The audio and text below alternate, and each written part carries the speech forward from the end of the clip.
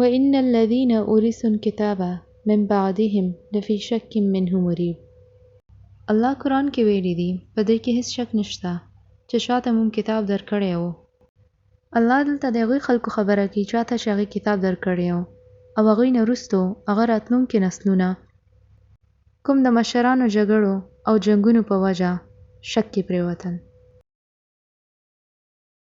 یعنی د مشرانو ځان کې جنګېدو په وجه د واړو باندې دا اثر پرېوتو چې هغوی زړونه اسلام نه بد شول، ځکه چې هغوی هر وخت خپل مشرانو له د فرقو خبرو او یو بل سره بحث کولو کې لیدلی و.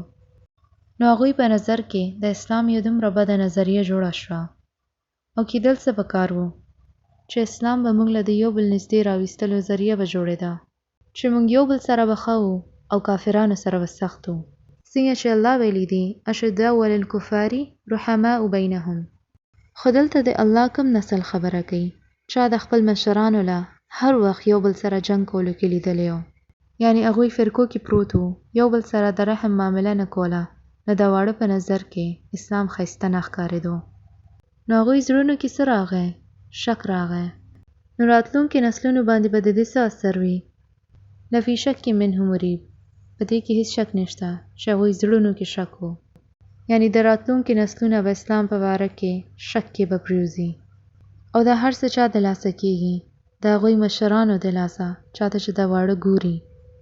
نو الله په دې آیت کې په خاص توګه هغوی خلکو خبره کوي کوم د دین علم لري، یعنی پوهان وي. دا زه نه وایم، دا الله ویلي دي چې کوم خلک په دین پوهیږي به هغه به د راتلونکي نسلونو ګمراه کېدو ذریعه به جوړیږي. خو ډېر خلک که هغه کوم ځای کې وي او کوم وخت کې وي نو الله لارې نه به لرې نه شي، ځکه چې هغوی د خپل ځان نبي صلی الله علیه وسلم سنت سره تړلی دی. خو هغه خلک کوم چې دا لار پرېږدي او په ځان کې فرقو او جګړو کې به پرېوځي او بیا به څه کېږي چې د راتلونکي نسلونه به شک کې پرېوځي او الله لارې نه به لرې لاړ شي.